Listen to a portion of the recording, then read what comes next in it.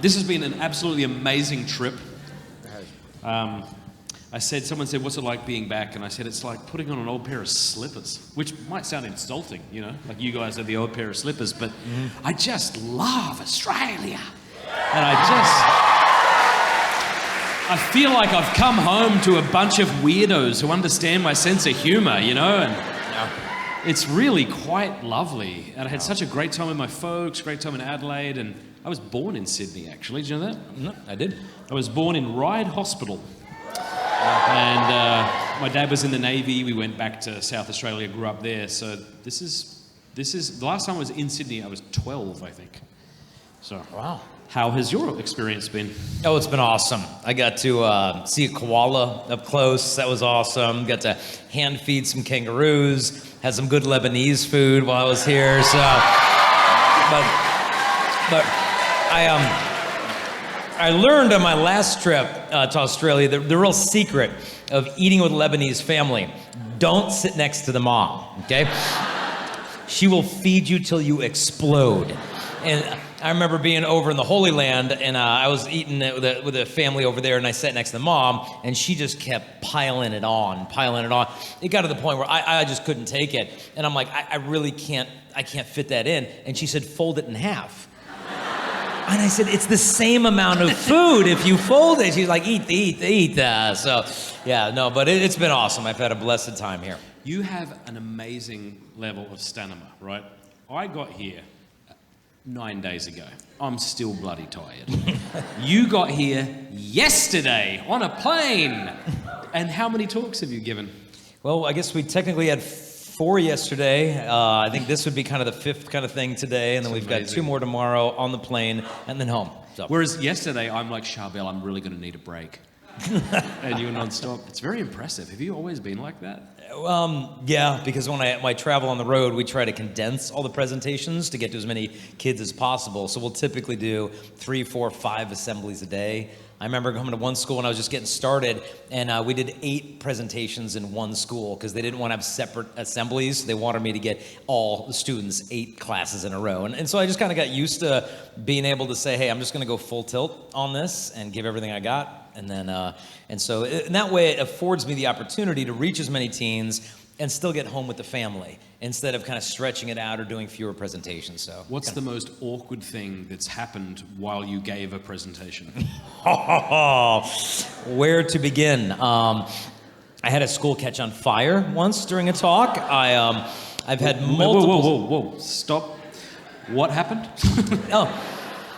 Doing an assembly, there's probably 1,400 8th graders in the auditorium, and this woman just walks right down the middle aisle where I'm on stage in the middle of the talk. She says, come here. I'm like, can I help you? She said, the school's on fire right now. I'm like, run for your lives! I said, kids, we're gonna have a little recess right now.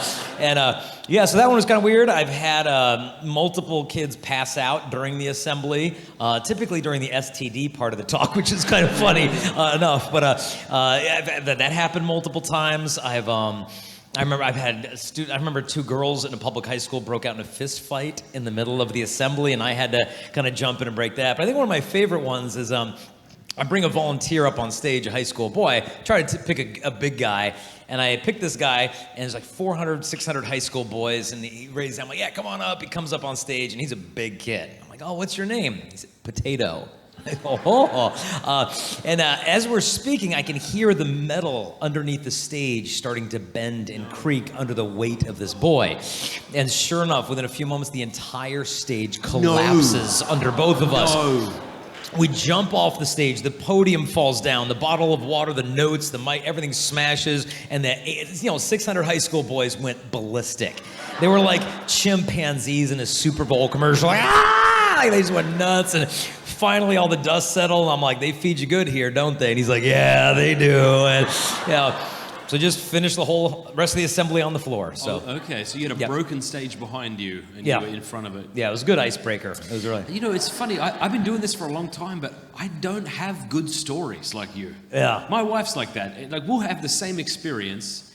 Oh, I got one story.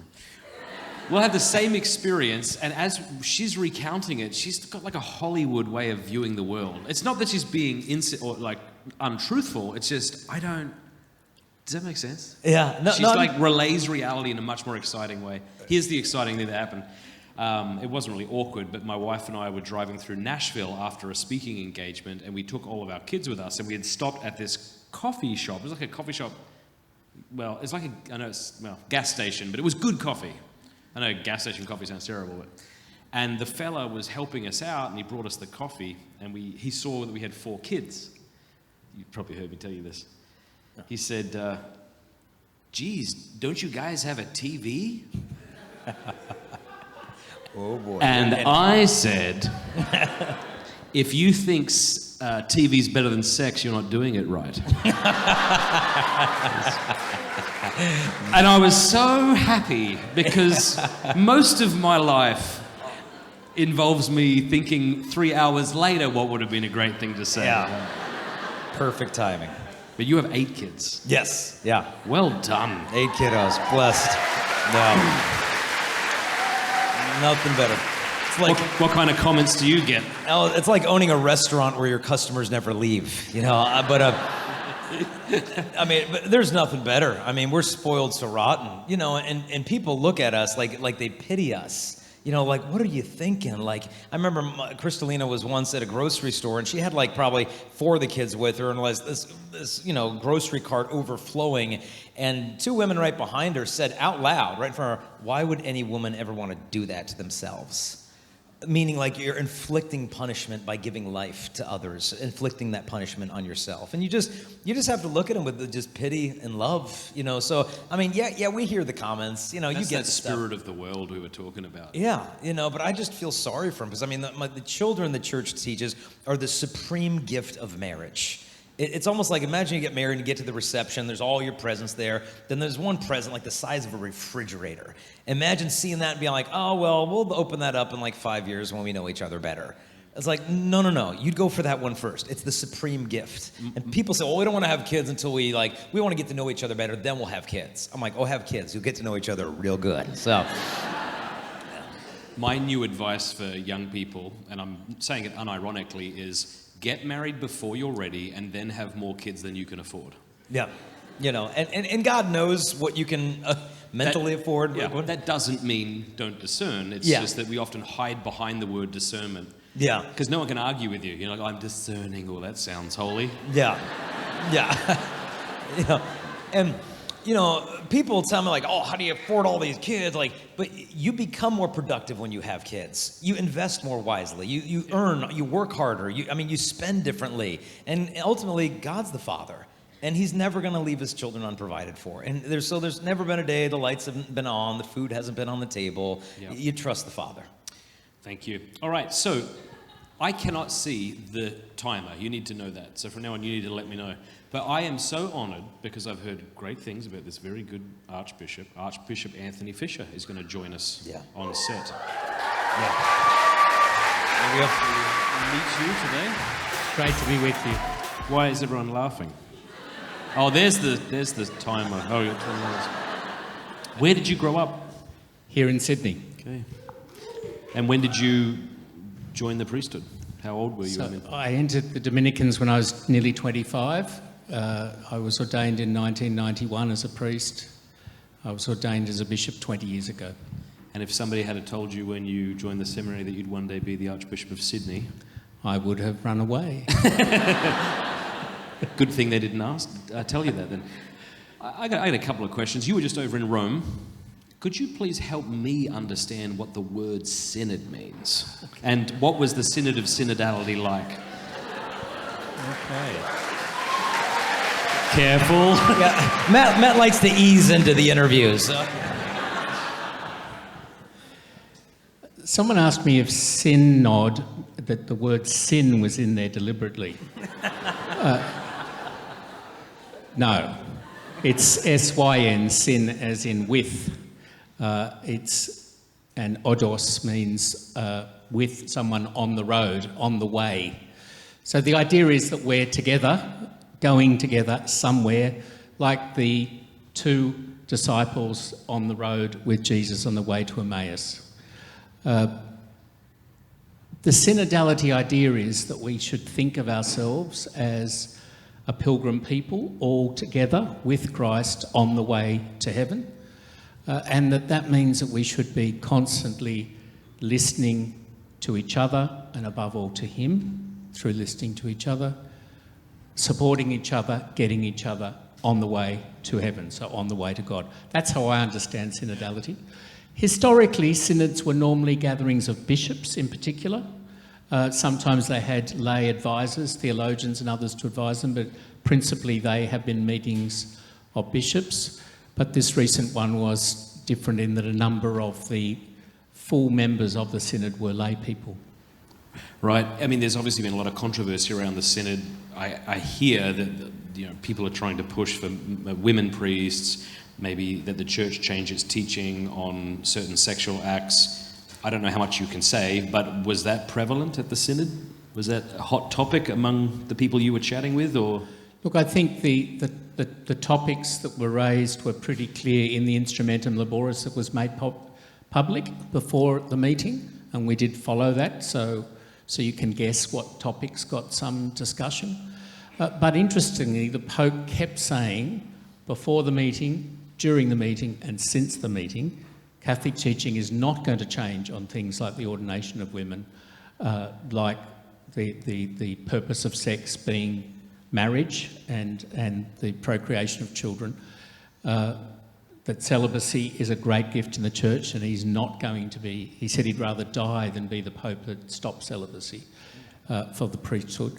So I think, despite those who want to use synodality for various causes of the age, the Pope himself's made it very clear that that's not what it's about and not what he's looking for. And I was heartened to see that he actually rebuked the German bishops recently.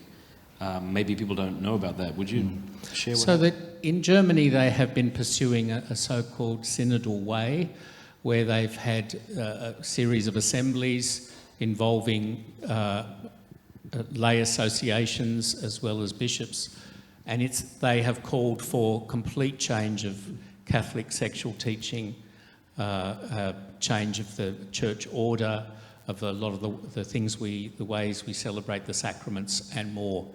And it has certainly alarmed Rome, and there have been a number of interventions from the prefect, the doctrine of the faith, and also from the Holy Father, saying to them, keep communion with the church, with the apostolic tradition.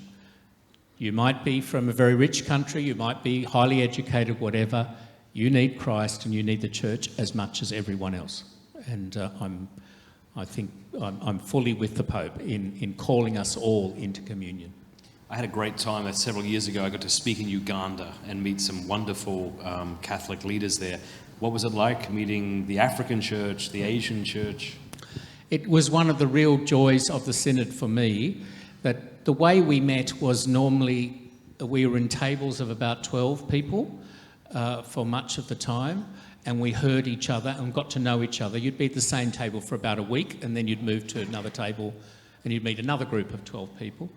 And I really felt at the end of that month, I had got to know a number of bishops and lay leaders from around the world in a way that I never had at a Vatican meeting before. And some of them were very impressive, and I was delighted to meet. For instance, I got to know quite a number of the African bishops, some Asian bishops. I was on the English-speaking tables, so it tended to be Africans, Middle Easterners, Europeans and Asians at those tables, as well as Americans.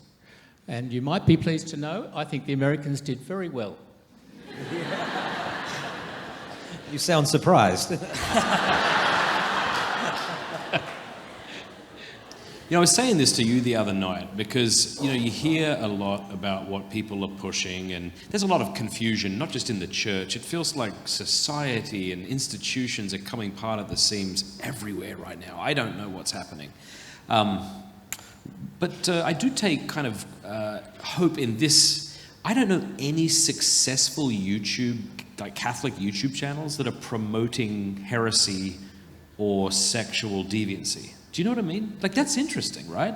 You would think if it's as prevalent as we fear that it is, that there's got to be someone out there being like, church needs to change their teaching on this, or we need women priests. But like, can you think of one YouTube channel that has more than, I don't know, anyone? No, I mean, it's the same with religious orders. Any religious order in the church that's promoting true faithfulness, Eucharistic adoration, the truths of the faith, they're bursting at the seams with vocations. But then those that are trying to bend things back, and say, oh no, well, we don't need celibacy, we don't need this. Their typical median age of their vocation is like 75, 80 years old. They don't have postulants, they don't have novitiates joining. They're not bursting at the seams because many aren't even wearing the habits. And a lot of single young adult women are like, well, why would I just put on a lapel pin and talk about social justice and give up a marriage and a family for that? Why would I go that far? And so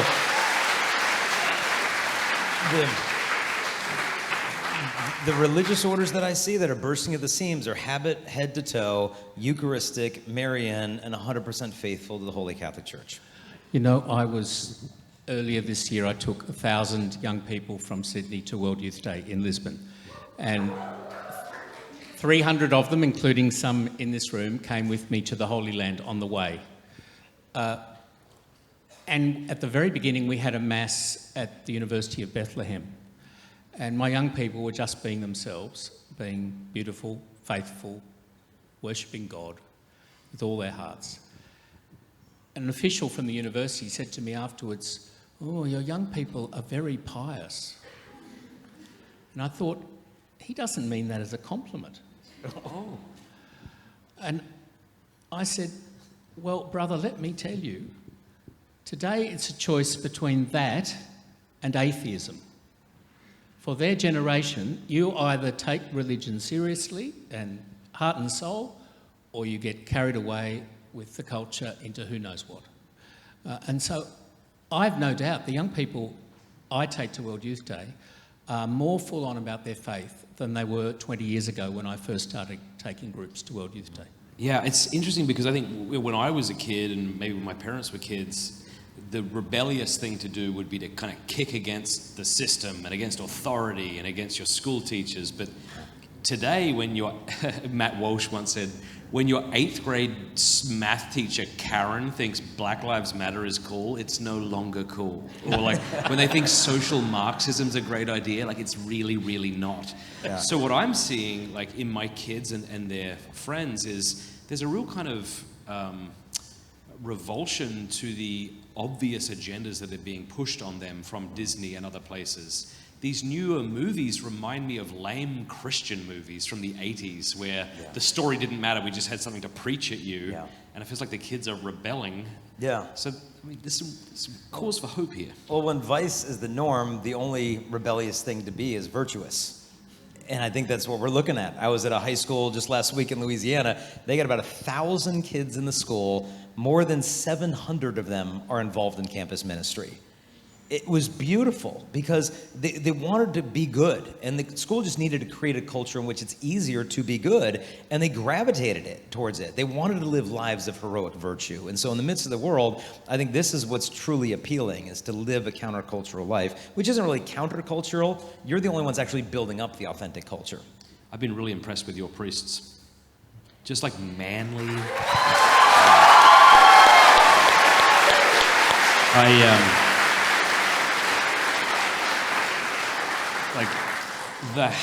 Thank you for wearing the cassock. It's so cool. Like, it's so manly. It's just, and I imagine that a lot of these have been influenced by the late George Cardinal Pell. Could you talk a little bit about I know many people here are probably aware of it, but for those who are watching, about the false accusations that were leveled against him, about how he kind of, in my estimation, heroically endured that hatred. He was physically spat on. What was he like? Because I only met him once in an aeroplane for about 5 seconds. Okay. And I didn't get a lot from that interaction. Well, I knew him very well. He was a huge influence on me and a very dear friend from when I met him in the 1980s till he died last year. At the beginning of this year, I happily was in Rome for Pope Benedict's funeral and spent a few days with George in what turned out to be the last week of his life. Neither of us knew that. but it was a real gift from God for me to have that precious time with him towards the end for him. He was a man of great faith, of deep prayer, very, very faithful to the gospel of Jesus Christ. Christ was absolutely the Lord of his life in everything. It wasn't about politics, it wasn't about fame, it wasn't about ambition, it was about Christ. And he loved his church, and he wanted to share that with the world. And when you see, if you read his prison diaries, how after being falsely accused, falsely convicted, falsely imprisoned, any of us would be bitter after that. I'm afraid that I would be bitter. It would make me angry with the world, maybe with God, certainly with the judicial system and my accusers, when he knew full well he was innocent. He came out of prison, if anything, more gentle, more merciful, more forgiving than he went in. He called it his 404 days in solitary confinement, his long retreat. And he did seem to come out of this retreat an even better man. And, well, I hope all of us can endure persecution in such a spirit and be the better for it. Yeah, because I can imagine, like, in my mind, if I endure persecution but everyone knows I'm innocent, like, yeah. But if everyone thinks I've done evil things and you're in this prison cell knowing that the news media is taking it to 11 and they're trying to convince everybody he's done something he hasn't, that just must be such a lonely place to be in. What was he like do you have any kind of anecdotes about him? Not ones I can tell here. Oh.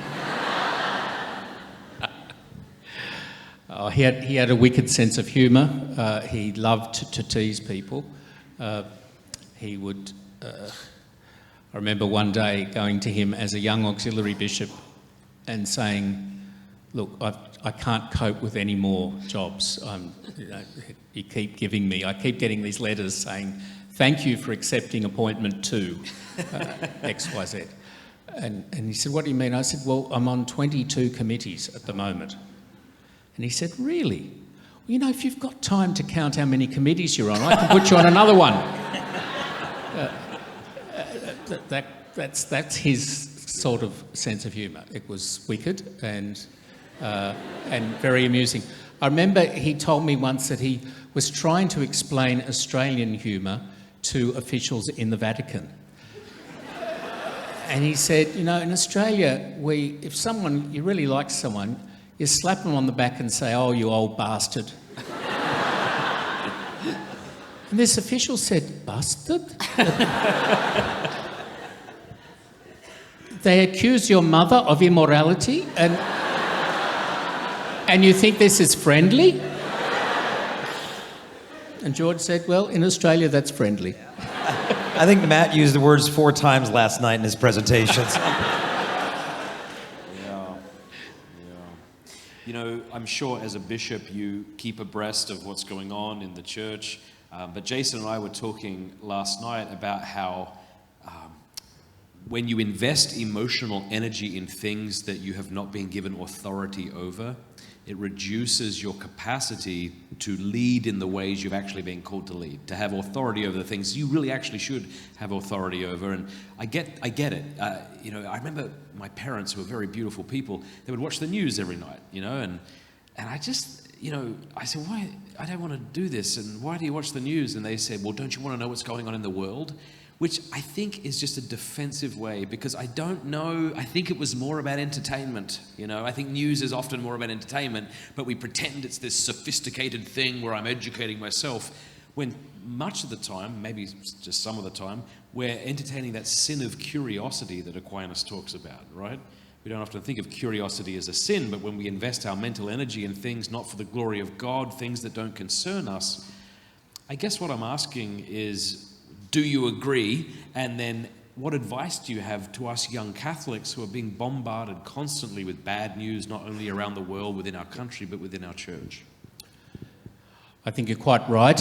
When St. Thomas says the curiositas is a sin, a vice. He's not saying we shouldn't be inquirers. He's the big one for pushing us to ask the big questions in life, to keep asking the big questions and searching for the big answers and go to the reliable places to find the right answers. So he wants us to be curious in that sense that we use the word, but he doesn't want us to be distracted. You know, the kind of person that goes to the library for a book to answer this essay question, and they find another book on another question, and they start reading that, and then another one over here, and they never get to finish their essay or even to start it.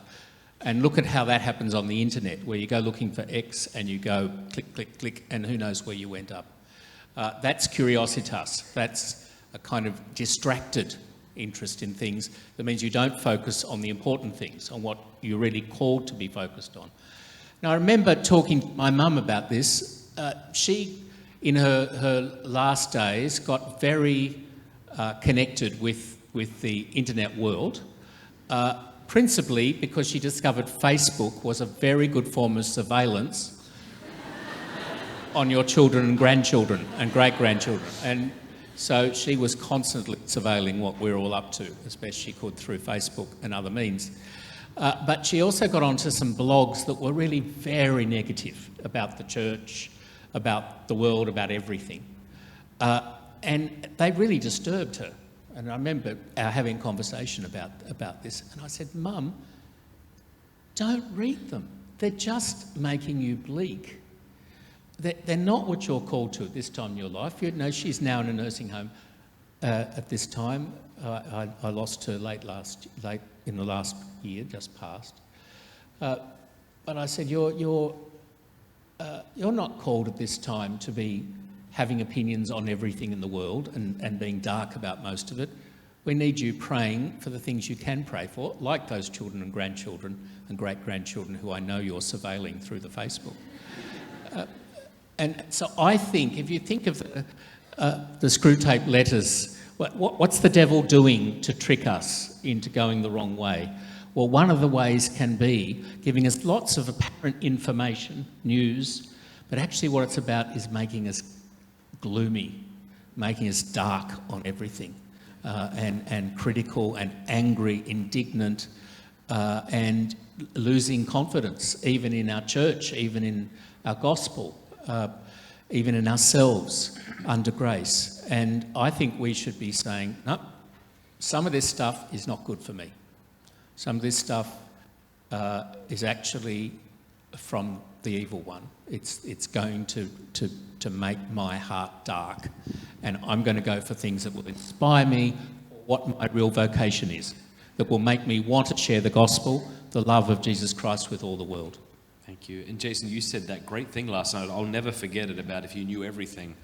Yeah, I mean, we were just discussing, you can go down a rabbit hole of online news stories about everything going on in the church and these conspiracy theories and what about this and what about that. And, you know, at the end of the day, I thought, like, okay, what if I knew the depths of every conspiracy theory regarding the church, the depths of the truth of every single thing? What would I even do with that information? Right. Nothing. Yeah. Because I'm not entrusted with the entire church. I'm entrusted with my domestic church. That's what I'm in charge of. And so sometimes we got to turn it off, and I think have the attitude like St.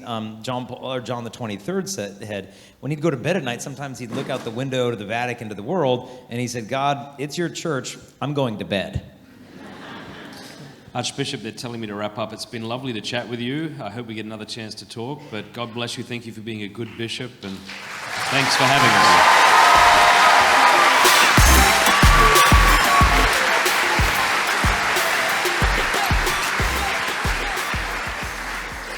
Can I thank you for praising my young priests and young religious here in Sydney? We've got some great priests and religious young ones here in Sydney. I could do with a few thousand more. So you keep encouraging them. Thank you. God bless you all. Thank you, Archbishop. With Dr. Joanna Howe! Like a night show host or something.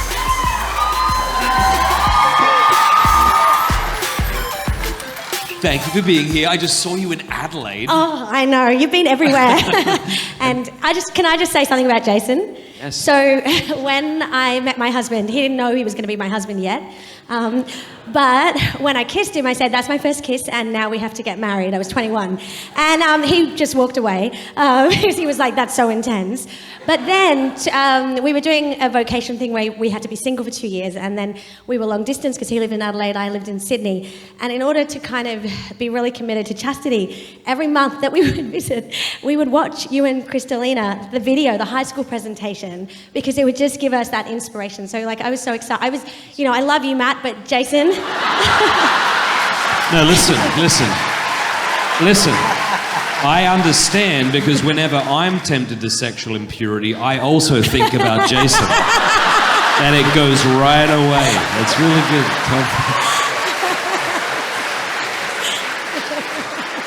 So who are you? Okay, Tell us a bit. My name is Jo. I'm married to James. He finally got there. And we have 5 kids aged between 3 and 12. Actually, she's turned 13 today on the Feast of the Immaculate Conception. So she was born in Oxford when I was doing my PhD. Her middle name is Immaculée. And and I'm a professor of law at Adelaide University. And I guess the reason I really wanted to talk to you guys is because a couple of years ago, a call was placed on my heart when the South Australian Parliament was voting on an abortion bill that would allow abortion right up until birth and for any reason. And, at that point, I was like very secure in my job. I was an associate professor of law.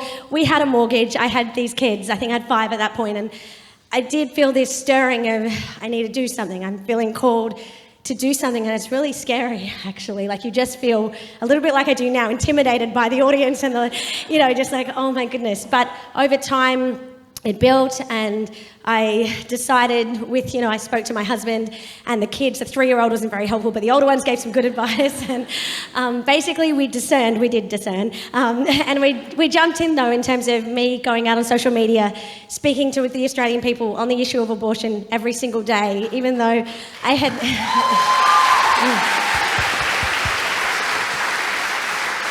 And, I knew it was career suicide and social suicide. But I also knew that I had to trust that this call had been given to me and I had to follow it. So I actually didn't know how to post on socials. I'd had a Facebook account when I was 20 and let it go because I found it inspired feelings of jealousy and competitiveness in me. And so I thought I just don't want to have anything to do with that. So my husband would actually film me, post it, and would write the bits together. And eventually I learned how to use my phone, so I can do it now. But, it's really amazing because in 18 months I've reached 4 million Australians. And so I see the power of... Because I actually feel like, I don't know what you guys think, but I feel like in our country, especially with young people, we're so scared on this issue. First of all, there's a huge lack of awareness. People don't realise you can have abortion right up until birth for any reason, wall to wall. In America, there's only 8 states with laws as extreme as Australia's. And, we've killed full-term babies at 37 weeks for any reason, so it's full-on stuff. But I feel like our generation, we're too scared to speak up because we're afraid of, what will it look like for me? What will it look like for my career and for my relationships with my family and my friends? And so I really wanted, your advice to all of us around, this is the biggest moral imperative of our generation. Just while we've been here today at the Purpose Conference, 240 Australian children in utero have been killed. And every year it's 88,000, so leading cause of death. So what's the call for each of us, sitting here today? What is it we need to do? I think you'll have a much better answer than me, but I'll begin by saying that I think we really have to view this as a spiritual war and a clash between light and darkness. And I wasn't joking when I said abortion is like a sacrifice to the demon Moloch. And, I think we're currently, me and a friend of mine, Father Jason Sharon, are in the process of praying about, and he's spearheading this, building a gigantic shrine in Pittsburgh, or outside of Pittsburgh, to pay tribute to the Blessed Mother for the overturning of Roe versus Wade. When Roe versus Wade was overturned, he called me and he says, Matt, we got to do something for the Blessed Mother. What do you have in mind? He said he wants to build a $100 million shrine. And he said, how many rosaries were offered for the overturning of this? What are we going to do to thank our mother? So I really think the spiritual element has to be placed front and center. But yeah. I think one of the faults of the pro-life movement is focused so much on the supply of abortion and very little time on the demand for abortion. And what I mean by that is, when I was a college student, I started doing sidewalk counseling in front of an abortion clinic in Pittsburgh. And for 3 years, I stood in front of the abortion clinic and I talked to women who were 45 minutes away from getting an abortion. And I just started feeling late. Like, why am I meeting this woman who's having an abortion in 45 minutes when she's 20-something years old? Why couldn't I have met her when she was 15 or 16? Because maybe if I had talked to her about chastity then, she never would have dated this creep to begin with and be in this difficult situation today. So I felt like I was almost like standing on the banks of a flooded river, throwing sandbags on it when there's a dam broken a quarter mile upstream, and if I could just go plug the dam, then I wouldn't have to do this for the rest of my life. And so, not to undermine the importance of those who are doing crisis pregnancy work, because it's an essential thing, but to me, the supply of abortion is one thing, but if we can eliminate the demand, which is on chastity, then supply won't be an issue. And so I think what we have to do is wed more closely pro-life to pro-love. And until we effectively do that, we're just throwing sandbags. I also think we have to show a more positive view of motherhood. So I feel like I read recently that this, tech founder, she's like, I had 2 abortions for my career. And I'm like, I'm a career woman. I'm a professor of law. And I've had 5 kids in like a decade. It's doable. But it takes my husband to go, I'm going to do a day a week. Because he has to come to the party. It takes like young people from church helping out with babysitting. It takes my kids learning to be autonomous. I feel like, I watched this movie, Bad Mums, the other day. If you haven't seen it, don't see it. It's a terrible movie. It should just be called Bad Movie, but it's called Bad Mums. And like in the movie, there's this whole rant about how motherhood just like ruins your life. And I feel like motherhood, just like sort of being religious is a rebellious act, I feel like motherhood is a rebellious act, and we need to portray and empower women to see it as like this is actually our unique calling, that when we're mothers, we're not destroying everything about ourselves. We can actually, like my deepest, like work is satisfying, but nothing compares with motherhood, you know? And that's what's more important,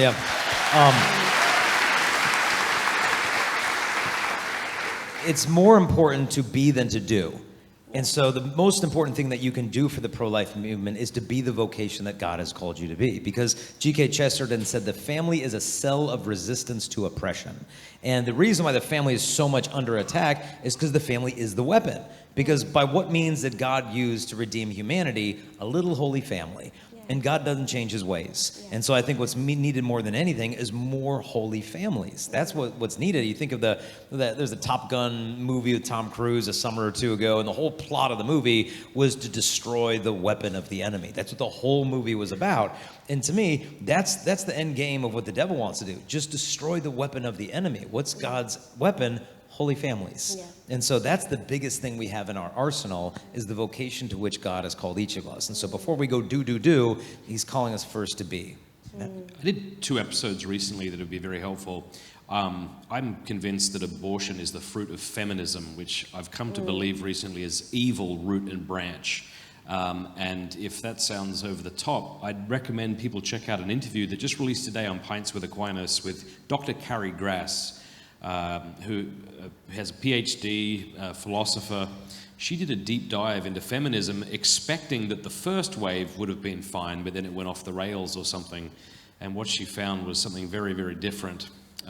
Just to give one example, Mary Wollstonecraft is said to be the mother of feminism, but it was really her son-in-law, Percy Shelley, who was the fuel behind feminism.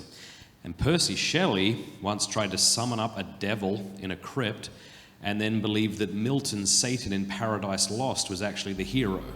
So that's how it begins. And what you find throughout the history of feminism is this trifecta of this desire to destroy the patriarchy by destroying marriage.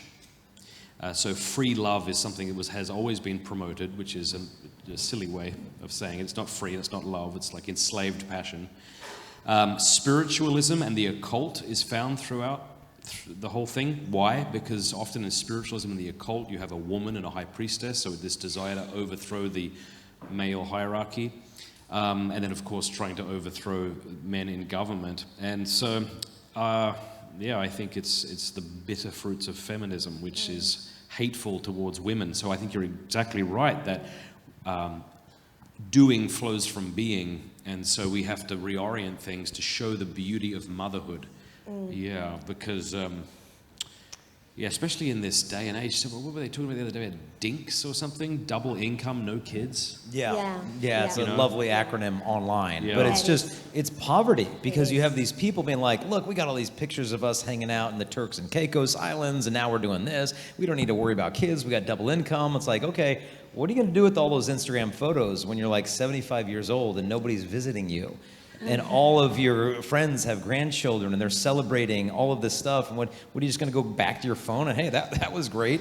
It's Yeah. poverty. It's the poverty of affluence. I'll let you get the last word before Thank we you. wrap up. But one final thing I would say is, I mean, we don't want to fall into the trap of having to pretend all the time that I just love being a mother, don't you know? Because being a mother's yeah, bloody it's really hard sometimes, But I think it's yeah. really important that we have friends that we journey with who we share our struggles with, but that we really have to show the world that motherhood and fatherhood and like loving your wife, loving your husband is... Well, it's really ultimately really fulfilling and deeply meaningful. Like, I think when you lean into that vocation, that's when you are, the glory of God made fully alive. I know you guys have been very profound. I just want to say, can you guys follow me on TikTok and Instagram at Dr. Joanna Howe? Tell your friends, because we need to build our pro-life movement. When we become a tidal wave is when we will defeat abortion in our country. Thank you, guys. Thank you. Michael and Lorenzo. Hello, guys. Welcome. Nice to see you. Do us a favor, let us know what your name is and where you're from. Oh yeah, I got the mic, so that makes sense. So I'm Michael. What am I, 24 now? I'm from the beautiful progressive utopia of Canberra, a few hours from here. And what about Are me? they from Canberra or do they like oppressive utopias? I couldn't tell. I got no idea actually. And I've just finished university, thankfully it's over, and now I work doing, I don't know what, don't ask me, it's like consulting, it's kind of vague. And I'm engaged to be married to a very beautiful woman, I think so, in about a month. So Awesome. That's Thank you. me.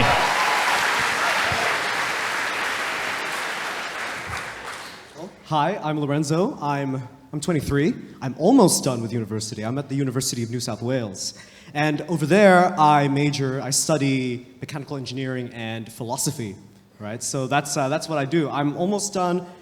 Back when I'm not doing this anymore, but I worked as a university ambassador. So I did outreach, kind of going to students out in Western Sydney, telling them basically about their opportunity to go to uni, basically. So I have kind of an in, like a way into kind of learning into the inner workings of UNSW. Fantastic. And so am I right in thinking you have a question or something? Yes, you would be right there. You go over there. So, And why are you together? So apparently it's not what it looks like. The powers from heaven decided that apparently our topics were quite similar. Ah, I see. So I'll Okay. let him start first because he can do that, and I'll kind of riff off of what he says. All right. So, at risk of sounding like one of those rigid trads, my question is basically, I don't think I'm alone in feeling this, but I feel like in the church, we've kind of thrown away a lot of our traditions that are really good. Like if you think of any church built after 1975, I don't know, it doesn't look very nice. Or whether that's music or even in liturgy or whatever the case may be. And just wondering what you guys think, kind of on a practical level, how as young lay people, we can, do our little bit to try to build up our own, like small scale parishes, communities, and stuff like that. Is that even our job to do? I don't know. I've honestly got no idea. That's why I'm asking. Right, and on my end, I guess my question is kind of the traditional, like asking about kind of bring back the traditional, but I guess of a more like intellectual bent, kind of within the universities. See, I mentioned before that that I majored in philosophy, so I'm really, really interested in that stuff. And kind of dialoguing with people at university, they're thirsty for kind of looking for things which are robust, like intellectually and true, right? And religion to them seems kind of just like a club, like a society to join, because it doesn't seem You can't take it seriously. But when you present them with that, when you present them even the hint of like the full edifice of like the intellectual tradition, especially the stuff as you find in someone like Thomas Aquinas or Aristotle or the scholastics, right? If they're not convinced, they're at the very least shaken out of kind of their complacency, right? And so my question on my end is, right, how best can we articulate that the classical philosophical tradition, the stuff that undergirds the teaching of the church, right, and present it in a way that can evangelize people at universities today? Yeah, so two questions. One has more to do with tradition, the other has more to do with the intellectual tradition. Yeah, we just moved into a house in Steubenville 3 years ago, and there was shag carpet everywhere. There was white shag carpet in the dining room. And we ripped it up, and first we cut into it, and we realized there's beautiful hardwood floors under there. And my wife said, "Who would do this?" I said, "It's the same people who invented liturgical abuse. I don't know why they did it. This was beautiful. We didn't need this." But yeah, I think there is this real desire on the part of young people. Like, we don't want to be pandered to. We don't want to be patronized. We want somewhere to go and kiss the earth. Like, I want to go and fall on my knees. I want my hunger for God to be treated with seriousness, you know? So I think it's a shame when maybe it's the case that certain people or churches think what they have to do is entertain us. It's sort of like what you said earlier. If he comes to you and learns pleasure immediately from the woman or the man, then maybe that's what he'll learn to keep coming back to. If you think that your job as a priest or as a church is to entertain, and that's how you're bringing them in, well, you better keep doing that. But the point of the church is to proclaim, repent and believe the gospel. And it might not be as initially attractive, but it is the way to salvation. Yeah, and I think that one of the ways this really needs to be reflected in the church moving forward is in our architecture. I had heard of someone describing modern Catholic architecture, and he said it's actually a burp in the history of architecture. There's no contribution that we're offering right now. And if you look at the technology that we had right now, if we had the piety of like the 14th century and they gave them our technology, what they could build, I mean, the Duomo in Milan took 700 years to build that thing. And what comes to mind for me is I spoke at a Jesuit high school in Tampa, Florida years ago. Now, a lot of the Jesuit schools, unfortunately, don't have the best reputation for orthodoxy and fidelity, but this school does. It is everything a Jesuit school could possibly be. It's the old boys one, right? Tampa Jesuit, yeah, all boys school. And so the priest took me around the church at the time they had back then, which was built in the 1970s, brick and mortar, church in the round, you know, felt banners hanging all over the place. And, you know, he said, yeah, we're going to tear it down. But he said, let me just show you something. He said, you see this stained glass window here? He said, when the people, the construction workers got the blueprints for the windows to put the pieces together in the glass, they lost the blueprint for this window. And so they just kind of just like slapped up the glass wherever they wanted. And he said, it's actually an image of the risen Christ as a lamb. And if you look closely, you can see a hoof over here. You can see an ear over here. There's this over there. And he said, but you know what? The rest of the church is so ugly, nobody's even noticed that there's something wrong with it.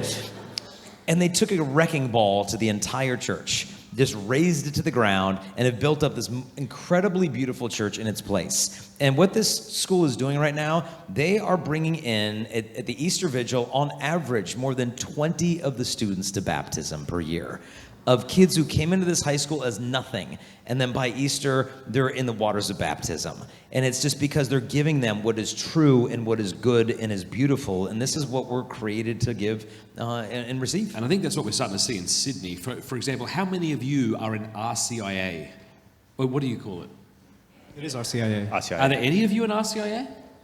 Yep, No, yeah, well, yeah. that fell flat, didn't it? I was There's really one there, expecting quite a cheer, but I've met a ton of people that have come up to me and have said they're coming into the church. I guess they're not here, but yeah.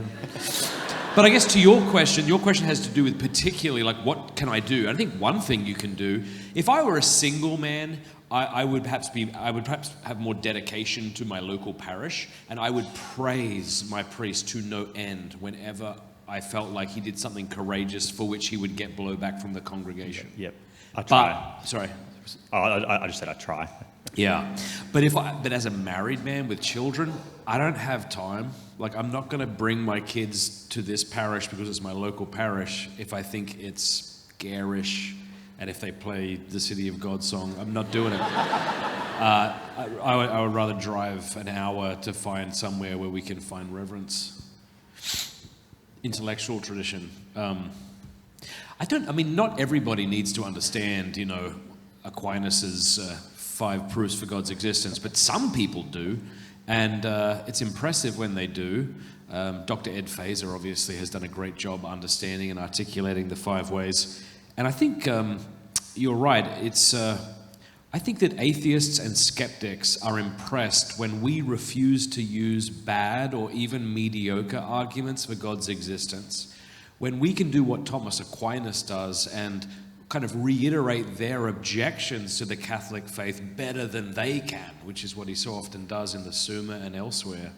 And then give people sort of substantive answers to their questions, even if those substantive answers go above their head or are too difficult to figure out.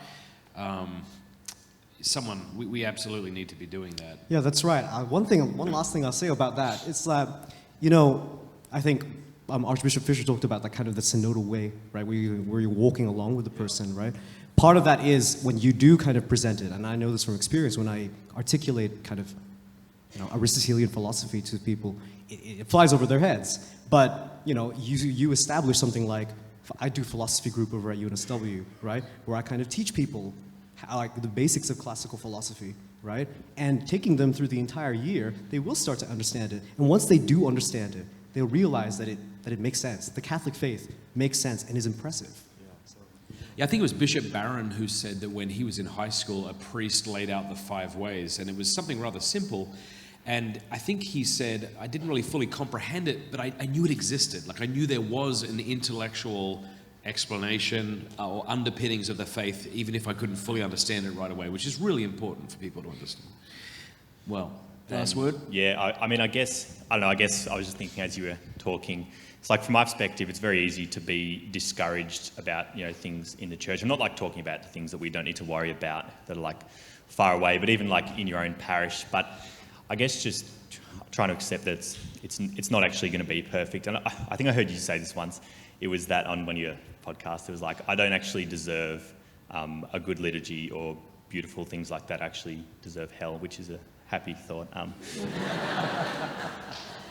Yeah, you think of your family, like all of us have families of one sort or another, and there's odd people, and there's odd relationships, and there's like tender things that you shouldn't talk about with so-and-so, and parishes are just an extension of that, and so we should expect to see those odd and awkward things, but we don't want to abandon the church like we wouldn't want to abandon our family just because of the awkwardness or the things that make us cringe.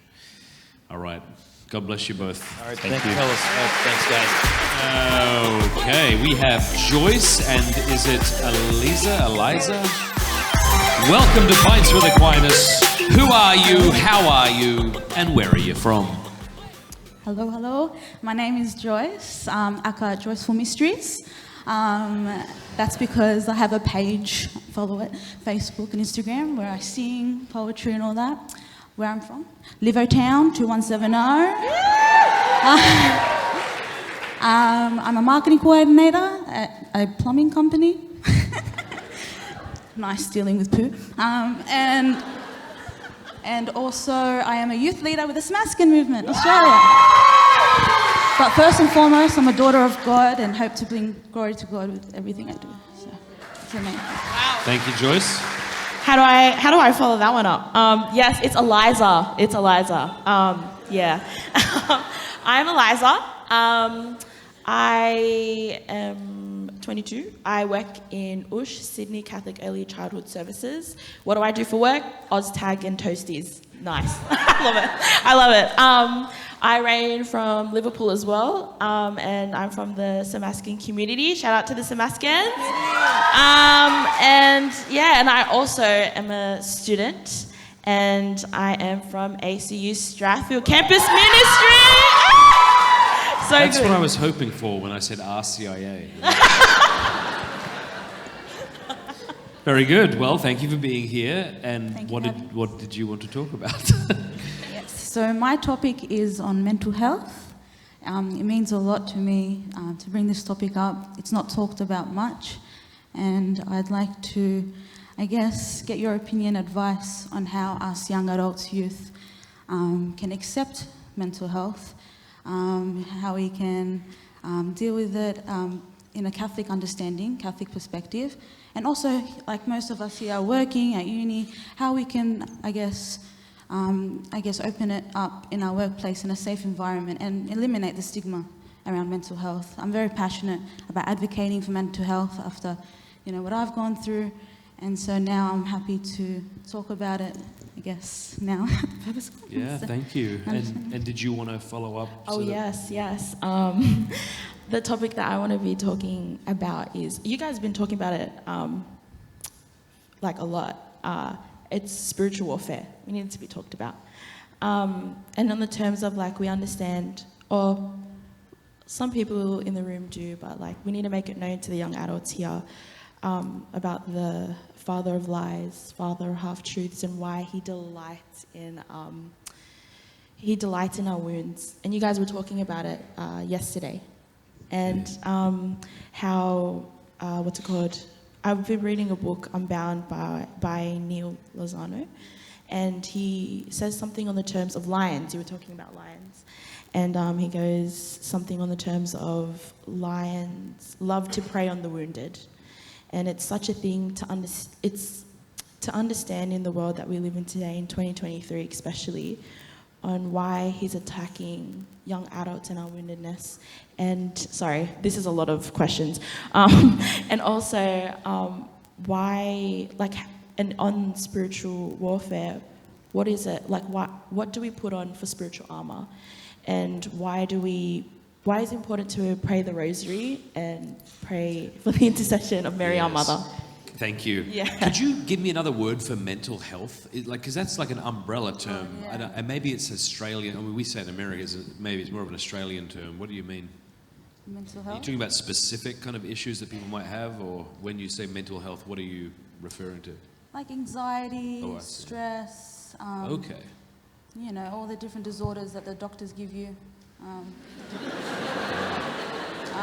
I'm part of an order of disorder. You what, sorry? I'm part of the order of disorder. Okay. Order of disorder. It's also called the Perpetual Discernment Group as well. OPD. Anyone in that? Yeah? Yeah. But no, bringing it back to mental health, so basically, so anxiety arises a lot, especially, amongst uni students. When I was a uni student, I mean, I'm not being a medical health professional, I couldn't speak to the particulars, but one thing I harp on a lot on Pints with Aquinas, and I'm convinced I'm right about, is that the phone is both the cause and the reliever of our anxiety. It seems to relieve it. You think about this, you go to a coffee shop and you get in line and you don't really know what to do with your hands and you feel sort of awkward because someone's looking at you, and rather than make conversation or just stand there thinking, you pull out your phone, and it kind of relieves that sort of anxiety. But it's also the cause of the anxiety, because when I was a child, you could get in touch with me by calling my house, by sending me a letter, or by coming to find me physically. That was it. And now you've got all sorts of people coming to find you, as it were, in a million different ways. And I don't think we've been made for that, nor do I think we have nearly the amount of self-control we tell ourselves that we have about our phones. So I think we really have to put our phones in their place. I think for some of us, hopefully more than some, that might mean just setting it on fire and then apologizing to your parents if they bought it for you. chucked it in the bin once. It might mean what I do is I have an office in Steubenville, and very often, my wife hates it, I leave my phone at the studio and then I go home for the night. I say I hate it because it makes her life more difficult. But that doesn't, I always say, that doesn't matter. I feel good. That's what marriage is about. That's what I try to tell her. She doesn't get it because she'll try to call me. And for me, when I can just separate the loud, the binging right there, right? They're like away from me, and then I can actually read a book, and time slows down, and life becomes a lot easier for me. I don't think, because it kind of like the phone, I think, keeps us in this perpetual fight or flight response, right? Where you're engaging with text messages and emails and bings and phone calls. And then when you've got no one contacting you, you're still refreshing your YouTube page for some unknown reason to avoid yourself, I think. And so for me, in regards to what you just said about anxiety and stress, putting the phone away from myself in a very rigorous way has helped me personally. What do you And I want to confirm that. I read a psychologist recently, and he said the average level of anxiety in today's teenager is the same level of anxiety for teenagers in the 1950s who were admitted to mental hospitals for anxiety disorders. That's the average. And that's all from the phone. 99% of that is from cell phones. And yeah, granted, there's anxiety that happens with family dynamics and things like that. But to lead it into the spiritual warfare aspect while we have time, I think the most important line of defense for spiritual warfare is to live in the state of grace. That's the most important, simple thing, the basics of just remaining in the state of grace, using the sacraments, and having the prayer life. Instead of having this morbid fear that the devil's always going to find a way in, just don't give him more attention than he needs. You know, the Padre Pio, it's like a dog on a chain. As long as you don't go within the reach, he's not going to bite you. And so just to keep that in mind. And then tying it into the mental health issue, a couple things in terms of the mental health. One is to try to keep in mind that if you experience mental health issues, don't take upon yourself the burden that it's maybe because I'm not praying hard enough. And maybe I'm not holy enough, because if I got really, really, really holy, then this thing would go away. But it's not going away. And I'm praying, and I'm still struggling with PTSD. Or I'm praying, I'm still struggling with anxiety. Or I still have this, or I still have that.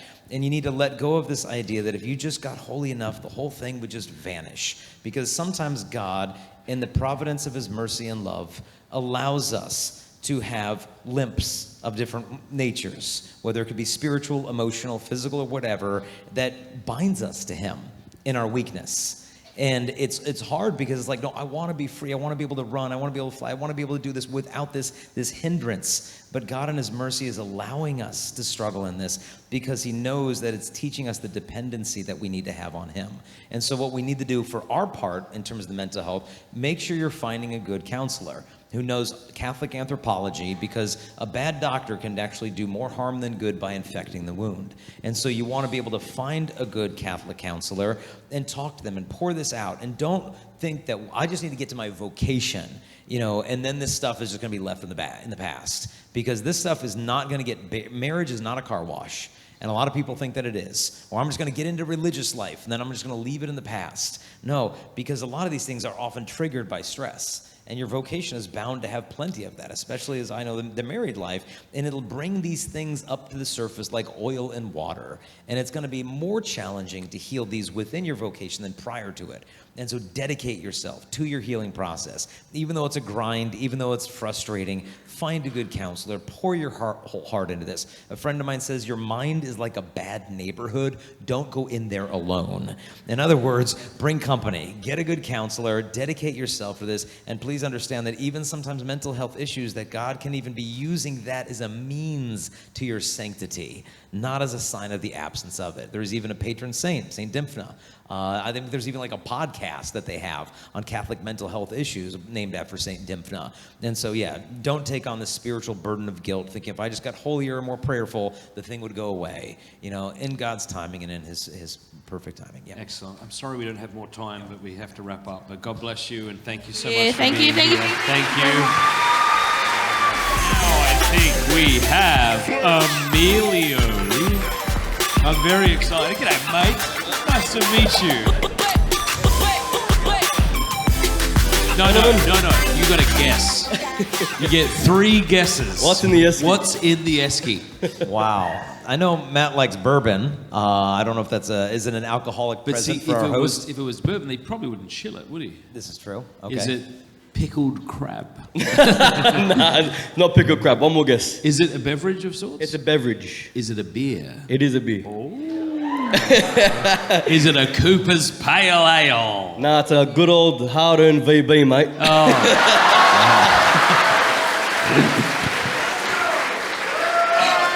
Thank you very much. Nice and chilled. All right, I'm going to be honest with you. growing up, we always made fun of VB, and I joined in because as a South Australian...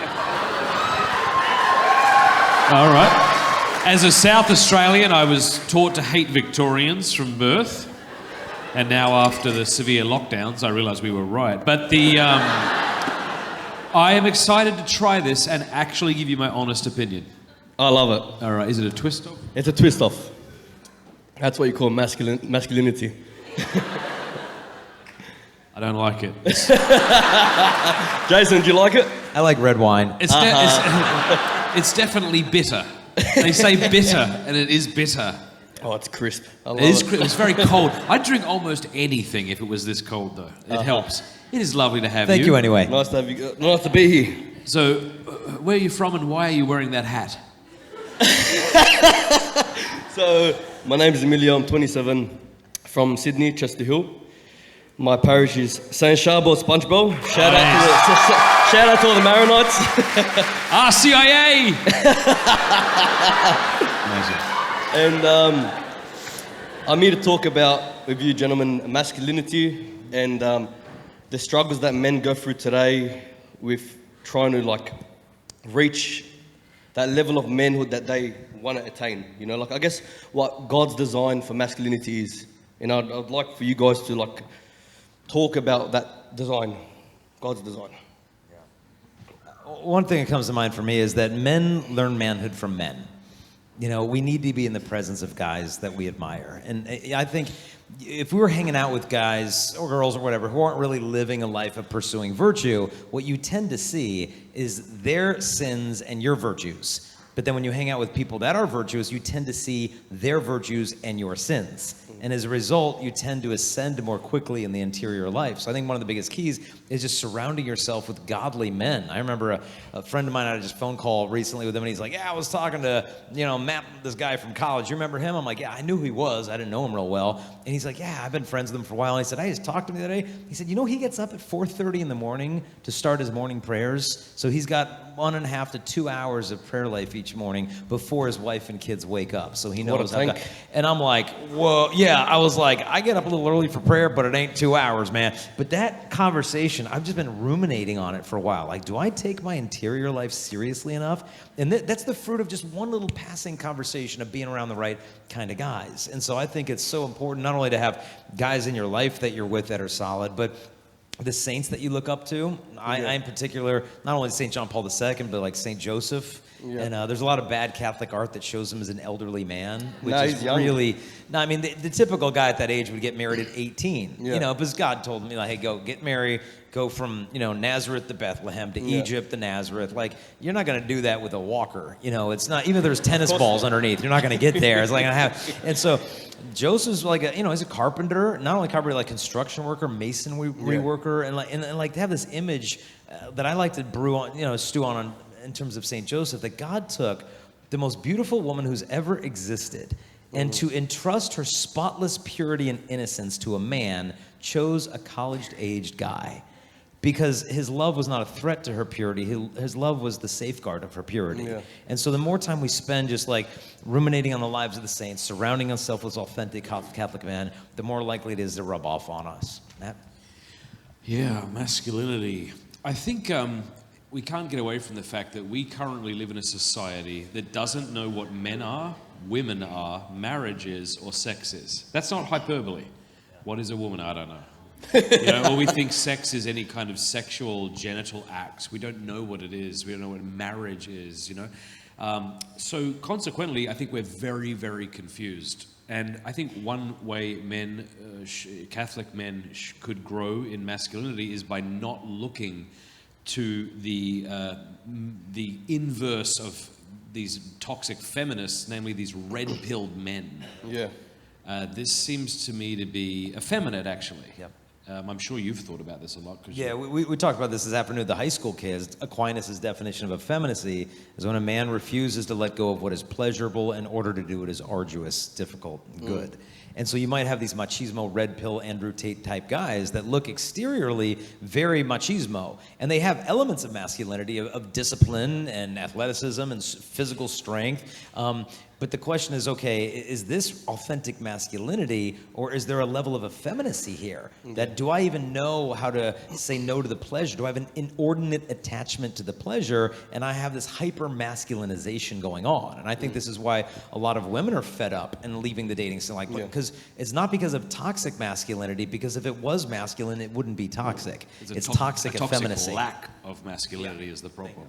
Yeah, because something I like to touch up on is about when I say living God's, like the God's design for masculinity, is one of those things that I like to say is being able to, what's the word? I forgot it. Maronite, the Lebanese men are some of the most manly looking dudes I've ever met. Thank you, sir. You're one of them. Thank you, sir. So what would your advice be to me and Jason and other men who really want to be... Did I say something funny? Look, my friends call me the masculine hero for some reason. Oh. Look,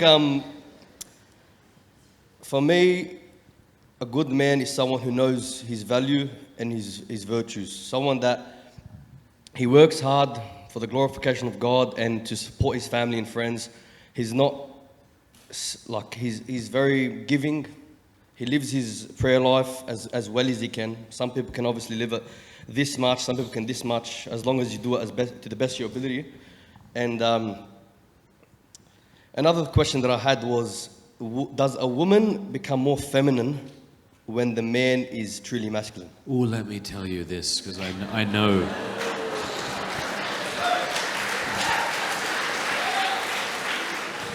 As you can tell, I'm nervous. Permit me to be a little vulnerable here. My wife and I have only recently, in the last few years, experienced this new wave of healing. And it's been very beautiful. When I was raised and when my wife was raised, you're raised in disordered relationships and you learn disordered behaviors, which you justify, rationalize, know no other way. And then you come into this marriage, And then you have this way of relating where one way of relating kind of enables the other, and this person's way of relating maybe enables the other, and you kind of think it's normal until you start to heal, and then you realize you now have to relate in a different way. And so what I mean is this: I think I came into marriage with just these very unmasculine behaviors. I was raised in a country town in South Australia where you don't really have close mates who you share your heart with, your fears with, you do that with a woman or two. And I'm not in a sexual way, but just like your friends. I had a lot of close women friends who I'd share my heart with. And then the fellas, maybe after the fourth VB, I'd start to share with them, but not before, Whereas my wife was sort of raised to sort of like, she was the peacekeeper in her family, right? So she had to make sure everyone was okay, because there was some bad stuff going on at times, And so then we come into this marriage, and I hadn't learned how to bear my burden on behalf of her. I really didn't. So instead, I would like kind of just dump all this stuff on her, kind of this emotional stuff on her. And she felt that she had to regulate my emotional state, because that was the role she played in her family. And so that was kind of keeping me in this unmasculine state, whereas she kind of almost had this more of a masculine role in just trying to keep me at peace. I mean, both were disordered, but now what's happening is, it's been so beautiful. Like, she has become softer because she's beginning to trust that my strength will step up for her and allow her to be soft. So to your question, I know that when I'm good to my wife and she knows I've got her, I've got the family, we're okay, then she can relax. And when she relaxes, she becomes softer. And when she's softer, I find her much more attractive, quite honestly. Just like she finds me more attractive if I'm stronger. Yeah. So that's been a beautiful thing. Yeah. It's weird to learn how to relate to a woman you've been living with for the last 17 years now in a slightly different way as you begin to untwist, what sin did. Yeah. Yeah, well, there's one of those things I wanted to touch up on as well was the men controlling their passions and emotions.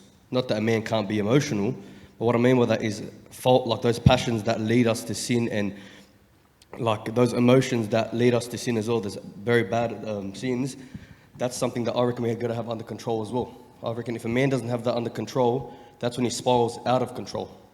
You know, that's something that I like to spread as well. Yeah, I mean, it's a simple principle that you either govern your passions or your passions govern you. And that's the difference between a boy and a man. And so the man learns to kind of conquer himself for the sake of the woman as opposed to conquering the woman for the sake of himself. Yeah. And I think what really kind of inspires guys, you know, not only that masculinity, as Matt was highlighting, can kind of inspire authentic femininity, but authentic femininity inspires authentic masculinity. Yeah, when she's 100%. in a posture of receptivity and trust, it makes the man want to step up a bit, you know, so that he can show that I can do this. I can step into this place, as opposed to when she's in a place of distrust, not feeling safe, and needing to grasp and take control, then it just becomes this battle. Yeah, Whereas if she can be in that place of trust, then you hear, you know, St. Paul talk about submit to your husbands and, you know, the defensiveness. But if you read the rest of the chapter and that he's willing to crucify himself for her, well, that's a mission. If she's got a husband willing to do that, you know, then she's going to be able to fall under that mission of That's self-sacrifice. But I think that's why it's so important for guys to have a devotion to Our Lady, because just her authentic femininity inspires authentic masculinity. 100% correct. Yeah, I guess in summation, I would say, like, we should, all of us, myself included, like, look to the saints. Like, don't look to, like, modern day people that X or Twitter is pushing out there, or, you know, who's popular today as far as being manly. Like, no, look to the saints and look to Our Lady, because there's a lot of imposters, I think, today, you know. Yeah, 100%. You're a good man. It's Thank nice you, to sir. talk with you. Yeah, thank you.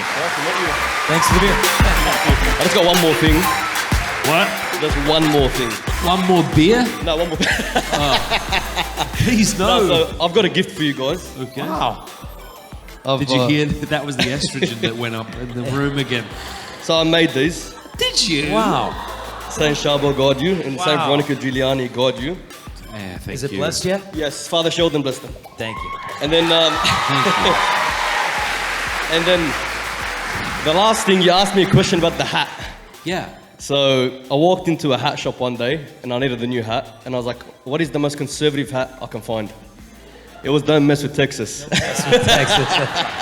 Thank you. Thanks, brother. Check it out. All right, we have Brother James Price from the Missionaries of God's Love. Good to see you.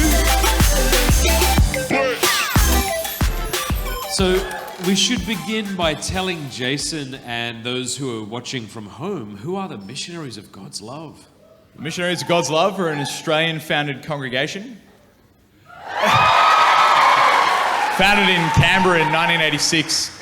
And we exist to evangelize young people and the poor in the power of the Holy Spirit under the grace of what has come to be known as the charismatic renewal, which is the power of the Holy Spirit unleashed in a new way in the church in this age. So,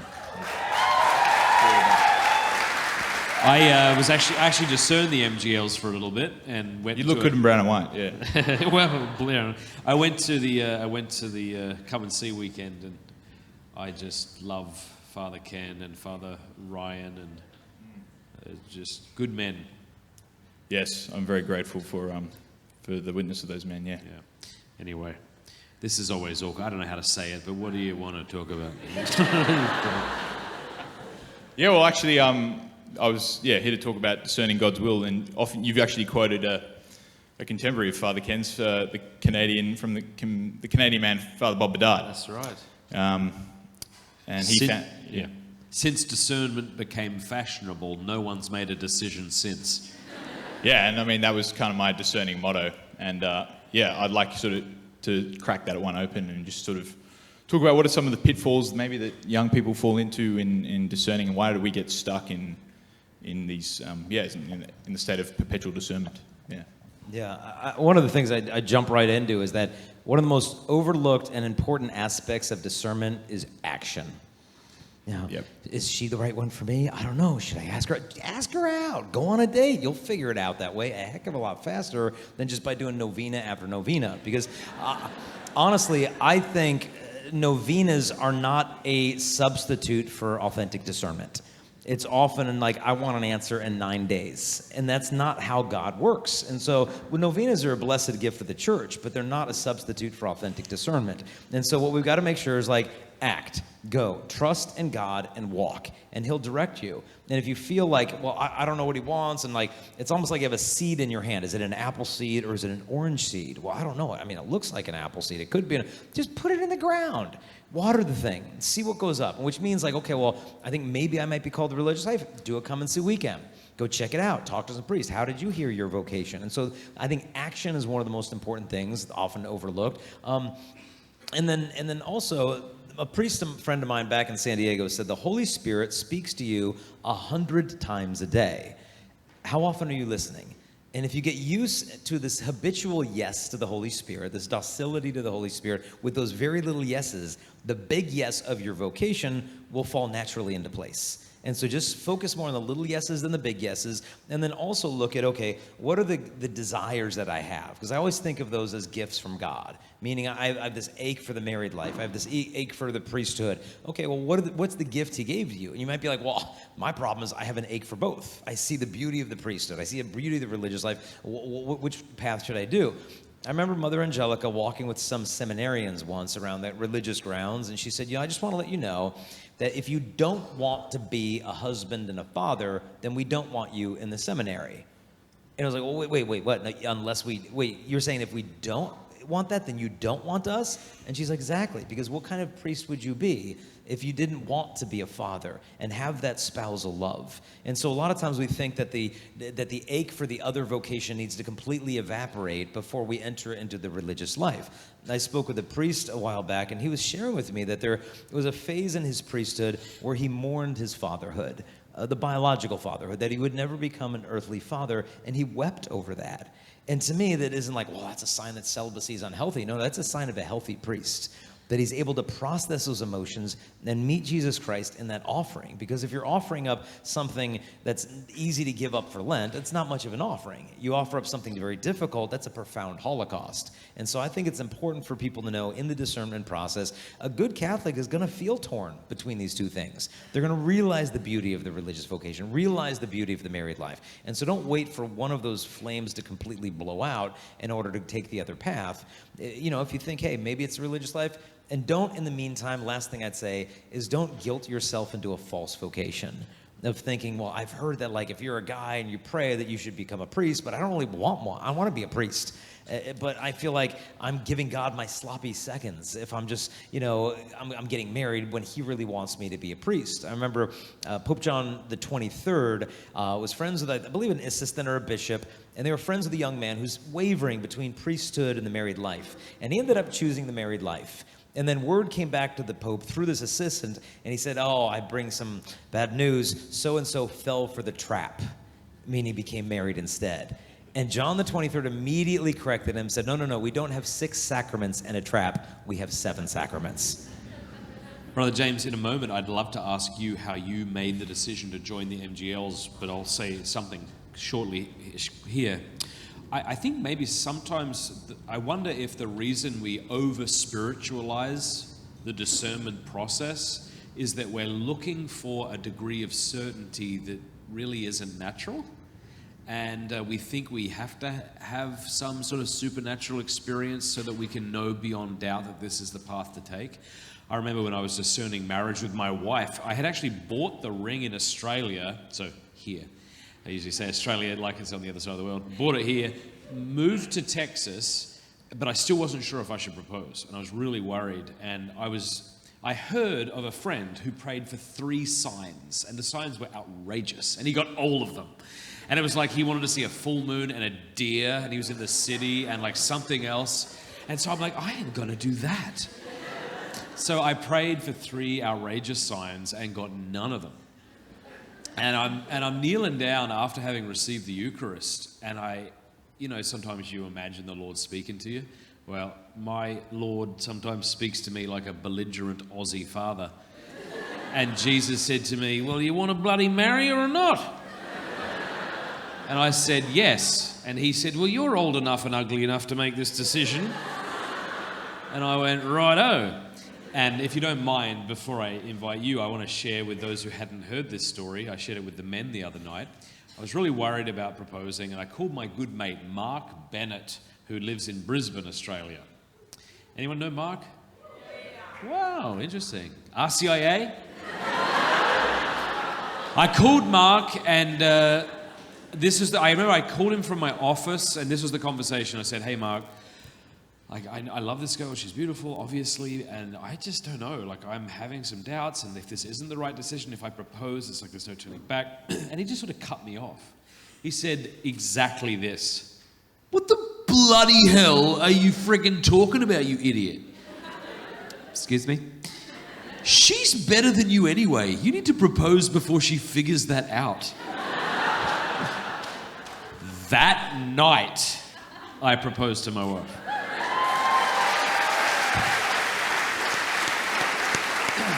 So, Brother James, how did you kind of overcome that and make the decision for the MGLs? Yeah, well, for me, I know you guys have been talking a bit about it's not necessarily an out of the blue experience, but I was, a young fella, and I was dating a girl at the time, and I went on a retreat, and I was chatting to one of the brothers, and who was, from the MGLs, who's running the retreat, helping run it, and just he was talking about his experience of grieving over losing his father. I felt this clarity wash over me that my whole life made sense in light of the fact that I was meant to be a priest. And so I went forth from that into then I was going overseas for a year. And I was really keen on joining the brothers, but I just came to, again and again, I came face to face with my own wretchedness and my own sin, particularly my inchastity. That was big. And and just in the face of that struggle, I got to a point where I just felt like giving up, and that was, I just made that up or something. But what the grace that broke through for me was that on the Feast of St. Matthew, I had this profound grace where I came to realize, chatting to my spiritual director, that just as Matthew was sitting in that tax collector's booth in his sin when Jesus walked past him and said, come follow me, and he got up and followed him, then the same way Jesus was looking at me and saying, come follow me. And, the least I could do was just, even if I didn't understand why, it didn't make sense, and every instinct in me wanted to run, I just, I could offer God a bit of courage. I felt I had that, and I got up and followed, and it's been the best thing I've ever done. Yeah. I really want to encourage thank you.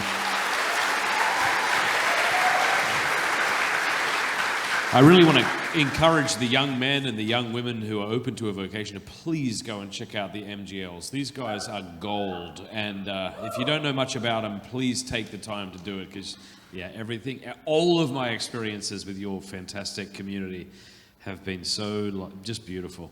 So bless you, man. Thank you so much. I really like to just take this, this final opportunity to, as a young man growing up, it was a deep wound in my heart in the area of my sexuality, and I'm sure there's many other men in this room like that. And you guys are sort of the real two prophets for our generation. Matt, particularly on the porn front, and Jason more generally. And I was just so encouraged by. I remember I was meant to be studying for my HSC, and we were sitting in there watching the Jason Evert talk. My dad would walk in and be like, "What are you doing, son?" And I'm like, "Oh, nothing. It's a math test. I'm just looking at porn." It's not a chastity talk at all. Yeah. So Matt, you really have preached a strong, consistent message on the porn front, and it's really blessed so many men. So thank you. Good. Thank you very much, brother. Appreciate you just bring up the importance of purity in heart and discerning your vocation. I think it was Saint Alphonsus Liguori said that when a raven finds a dead body, the first thing it does, the first injury it inflicts, is it plucks out the eyes of the dead body. And he said in the same respect, the first injury that impurity inflicts upon the soul is to take away the light of the things of God, which includes our vocation.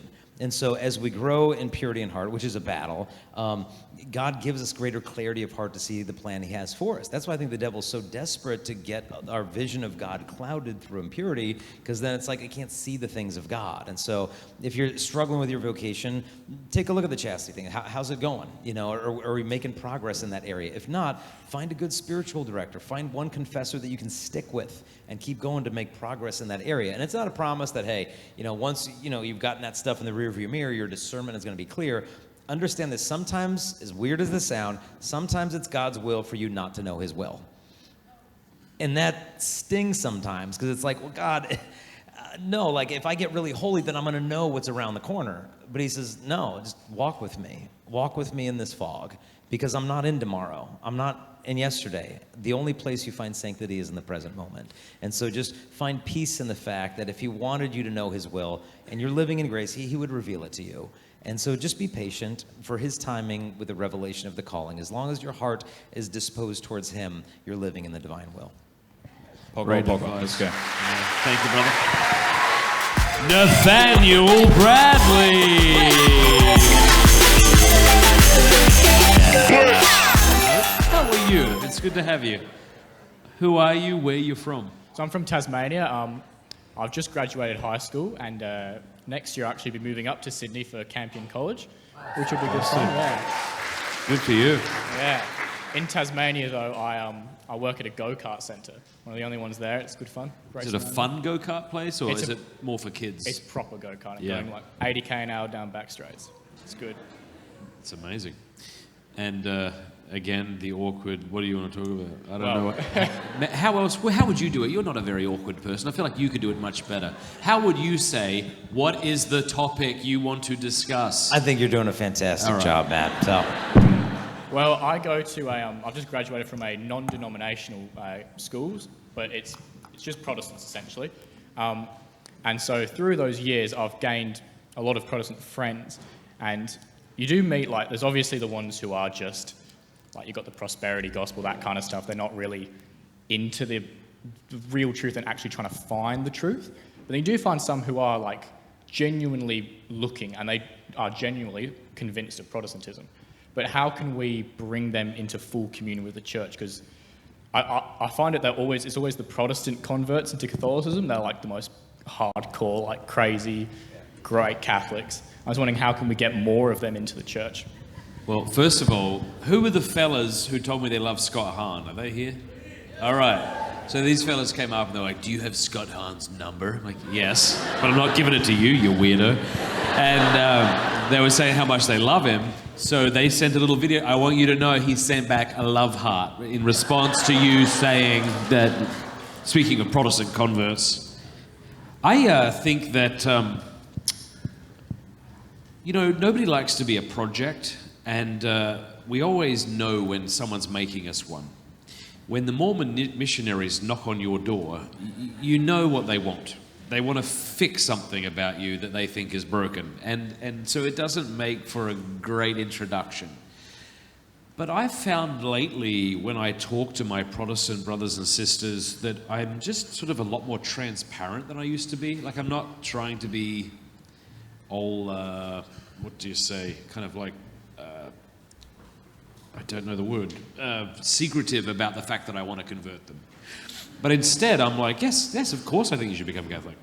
But if you think Catholicism is false, that makes sense why you wouldn't want to be Catholic. So, like, what?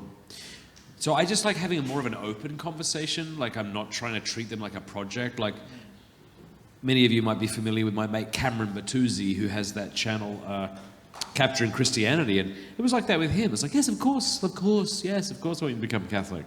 And I just feel like being open about it is a lot more helpful than being secretive about it. And then a question I like to ask a Protestant who I have a relationship with is, what is the biggest obstacle to Catholicism? Because Protestants have many objections often to Catholicism, and sometimes they'll throw them all at you at once. But if you say, well, okay, yeah, fair enough, understood, but what's the biggest one? And they might say, well, I don't think that you can find real belief in the real presence of Christ in the Eucharist in the Church Fathers, or I don't think you should pray to dead people, or something like that. You go, okay, that's the biggest objection? Yes, okay. If that could be answered, what would that do for you? Well, I'd still have a ton of other objections. Right, but wouldn't that show you that if this could be answered, those other lesser ones you have might be able to be answered as well? I suppose so. All right. And that kind of gives you some direction about where to go, maybe to focus on that one topic. So that's something, I would say. It's funny you say that, like, ask the one biggest thing that's wrong with them. My studies a religion teacher at school. He's a great guy. he's not the kind of guy who's just like, I'm a Protestant, don't care what Catholics teach. But when we were doing our Studies of Religion course, we get to look at a historical challenge within the religion, and we looked at the Reformation, which is interesting for me, being the only Catholic in the classroom, bunch of Presbyterians especially. I was very happy that the Irish fellow wasn't there. He's full on, that guy. But I asked my Studies of Religion teacher that same question, and yeah, he said it was more a ecclesiological kind of thing, like the bishops and especially the Pope, the Bishop of Rome, and like how that all stems from Christ and how you can trace it all back. But I think what you were saying before, especially like this getting a relationship with them, because it's a bit of a... But not in a not in a kind of way where you're still trying to get something from them. Yeah. Just, you know what I mean? Like seeing them as the person. Yeah, where it's like with Cameron Bertuzzi, I was like, I love you. Like, I think you're really lovely and I enjoy you. And if you never became Catholic, like, I would still want to be your friend. Yeah. I think out of that context, that's usually the most helpful. Yeah, St. John Paul II once said, he said, God uses human friendships to lead hearts to the source of divine charity.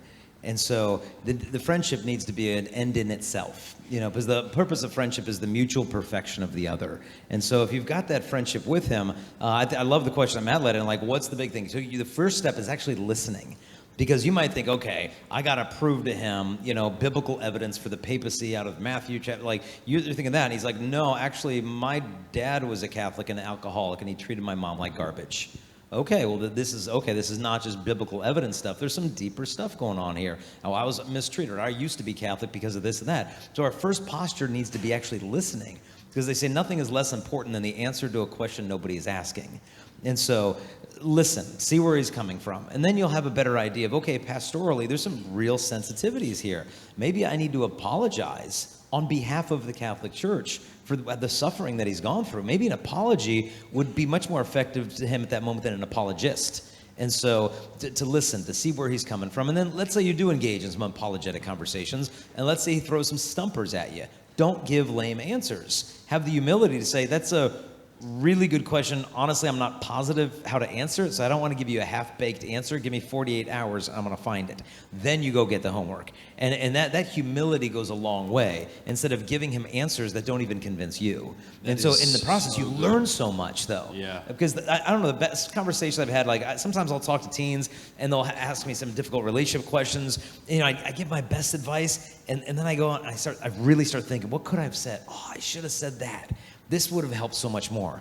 And then the next time I have a similar conversation, that's right there, ready for me to give. And so the same thing in these apologetic conversations. Listen, get stumped, and then go to places like Catholic.com. Learn the apologetics. And then you're going to be able to fall in love more with your faith. And I think as he sees that love and those sound arguments, he's more likely to, you know, want to come home to the church. So yeah. I don't know the scripture verse because I'm not a Protestant, but there's that one line where it says something like, I planted, or Barnabas planted, I watered, God gave the growth, something like that. And I like that idea because we can't convert anybody. Like, that's actually not within your power. You can answer questions to the best of your ability, you can love people, you can be a witness to the Catholic faith, but it's actually the Holy Spirit who converts. So that kind of takes the pressure off. Like, you can't actually do it anyway. Like, oh gosh. All right. Yeah, and we always want to be the one that brings the fish in the boat, so to speak. But I remember once I was driving up in the mountains in Colorado, and we passed on the road like a beef jerky stand on the side of the road. Some guy selling beef jerky out of his truck, you know. And my wife wouldn't touch that stuff in a million years. I mean, not past the health board inspection or anything, but that's the good jerky. And so I drive past one, and I'm like, oh, that looks pretty good. And then you drive past another, and I'm like, wow, that looks really good. And then you get to the third one, I'm pulling over this one. And the first two thought they played no role, but each of them brought me one lane closer to the destination. And so understand, you might be the first, you might be the last. And so if you're the last, don't think you can take all the credit. If you're the first, don't think that you're a failure. You know, you're at some point in that person's journey. So, what advice would you offer to those who are trying to convert? What have you found helpful in? I think you can get a lot of, like, sometimes you can get like the polemic kind of thing, like, oh, you're just a Protestant, you don't know what you're talking about, you're being stupid, you don't have 2,000 years of teaching. But they're not stupid. Like, I can find myself a lot more stupid than other Protestants a lot of the time. But it's like how you were saying, Jason, it's like there's often there's something else going on. It's not just a purely intellectual problem with it. Sometimes you've got to like dig a bit deeper, and it's like you're saying, the relationship with them. Actually, not just saying you're a project, I just want you to become Catholic, or I just want you to be the project that I can fulfill, but saying your soul's worthy of what I have to share with you. And I think that relationship is what isn't around a lot, because we sort of get the whole, it's like us and them, we can't mingle together like that. But like even myself being in a Protestant school, I've got like, I've had a lot more formation in a Protestant school than I have in many Catholic schools, and even from my Protestant teachers. So I think, yeah, just foster the relationship is the biggest, it's the step one, I'd say, and prayer, obviously. Thank you very much. It's great to have you, and thanks for your advice. All right, our final guest is Joe Hoffman. Dude. Today I'm going to make Jason make you do it now. I want to see. What's that? I want to see how you do it. What's your problem? Joe Hoffman, it's wonderful to have you here. I love your shoes. Thank you. I saw you had some on yourself. Yes. Yeah, you've gone with the suede though. So. You look good too. I like the jacket. Thank you. I've gone with the RMs and the miraculous medal, so I could kind of halfway between the two of you. Where are you from? And I'm born and bred Sydney. Grew up in Penrith. I grew up in the Servants of Jesus community. It's a charismatic ecumenical community. I study at the University of Sydney, and I'm one of the 8 guys that had the privilege of living in Sumner House this year, which is a Sydney Archdiocese house for guys discerning God's vocation for them. So very cool. I'm also a massive fan. Jason, I've read Pure Manhood probably 1,000 times. There was just copies of it littered all around my school for as long as I can remember. And if you really loved me, I've read that book a couple of times as well. It's amazing. Matt, you're cool too as well. No, but I will say, I think we all appreciate that you're in the States and you're like representing authentic Australia with your RMs and your Tim Tams and everything except the actual living in Australia part. Yeah. Was Jason at your school? Is that how you got all the books, or did someone just take the books to? It's a par ed school. It's called Wollomai College, and he came to speak at a school called Redfield College, and we got to see you when I was about in year 8. And I remember you had this thing where you picked up this guy and you walked to the edge of the stage about talking about how far should you go, how close to the line should you go. Yeah. Never forgot it. It was great. And you got him to wear a wig. It was great. How many men have you picked up, would you say? About 3,000. You've really? Is that how you hit the deadlifting record? Yeah, no, my biggest guy I ever picked up was 385 pounds. So that was my record so far. So, but I probably picked up about 3,000 guys. I did 2 already today, so 3,002 or whatever. Wow. All right, what do you want to talk about? So I'm one of 4. I have 3 sisters, and growing up, one of them's here tonight. Growing up, I think my conflict resolution skills had to rapidly progress. And then I thought I was pretty good at this conflict resolution thing, got to university, got involved in the pro-life movement, and all of a sudden realised that I'm terrible at it. Because I live in a beautiful bubble, which is a great thing to live in. But it's a bit of an echo chamber where my beliefs, and from a pro-life perspective, I'm coming in this question. My beliefs, my thoughts, I'm very passionate about this issue, but I'm coming into contact with people, and it feels like I have my iceberg over here, and at the top, above the water is, I'm saying I'm pro-life, I'm trying to engage in discussion, but underneath that is my worldview, my feelings, my experiences, my thoughts. And I'm coming up against someone else, and at the top of their iceberg, they have, I'm pro-choice, I care about women's rights, and you hate women's rights. And I'm trying to have these conversations with them, but I'm getting nowhere. They're getting emotional, and I feel like I'm not able to break because they, underneath their iceberg, have their thoughts, feelings, emotions, worldview. Hot tips and tricks on trying to have really hard, important conversations, but not falling off that line between truth and love. I don't want to fall too far to love and forget truth, because truth will set you free, and without truth it's not love. But I don't want to fall too far into the camp of only truth and the person that I love is standing in front of me, Christ's child, treating it like a Stephen Crowder debate. So how do you care about the person and the facts? Well, I don't know if you've ever done this, Jason, but sometimes when my wife and I will get into an argument, we've done it once. But if it's not going anywhere, I think I've done this a few times, okay, how about you tell me what I'm trying to say, okay? And then I'll tell you what I think you're trying to say, you know? And so it's a way of, like, I feel like you're not hearing me is basically the point, right? And so she'll say it, and I might be like, no, that's not what I'm saying, and maybe it's my fault, so I have to re-articulate it. And I imagine that that kind of tactic would only happen if both of you feel safe enough to engage in an kind of adversarial conversation, where you can say, okay, so you're saying that you love women, you feel like women are oppressed, and in order for them to be free, they need reproductive rights so that they can achieve those things in a sort of uninhibited way, so that they can be maybe on the same plane as men. Is that what you mean, or is that not it? Oh, that's not it. Okay, so help me understand, you know? I just feel like if someone seriously tried to take my worldview seriously, I would feel honored by that. And they weren't just trying to straw man my position. So I wonder if that could be a tactic, but also a way to really try to understand where people are coming from, because most people, I think it's fair to say, don't hold to things they know are in direct defiance of truth.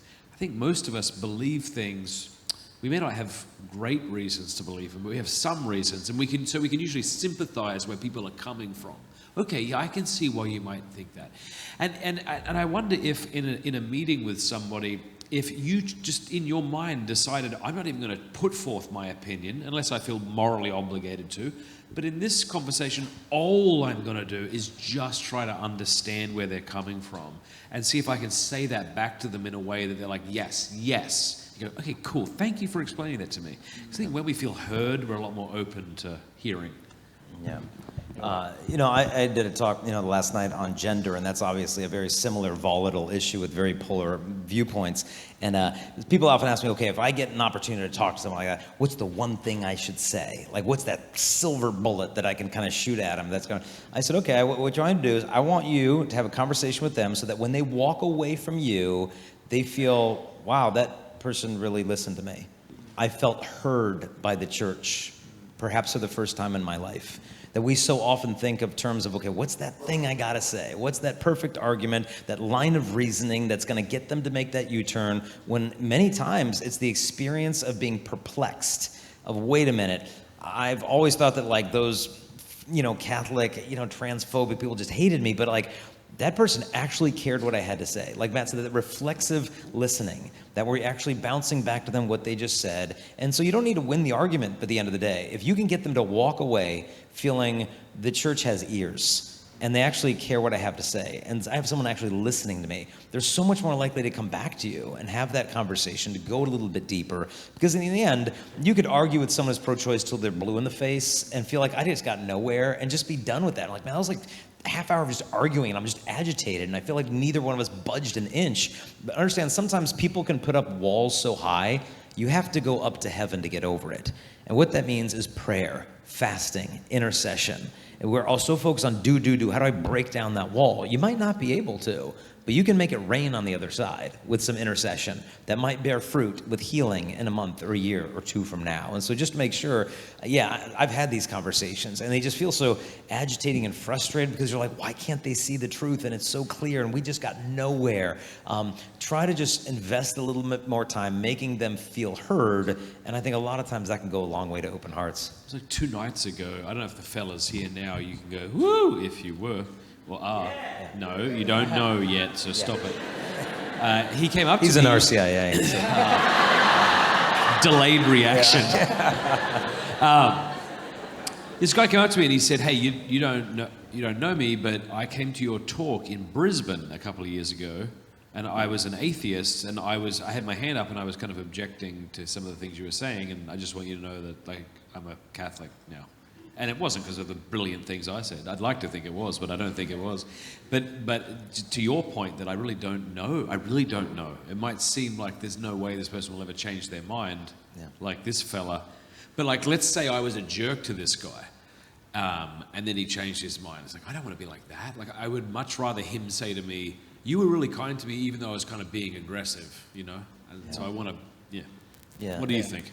Yeah, wow. I think it would be nice. I kind of probably was expecting more of a silver bullet answer than the yeah, listen. But it would be nice to have a silver bullet. I used to, before doing pro-life events on campus, I used to watch like 3 hours of like Ben Shapiro and like apologetics the night before, just to like really be brushed up.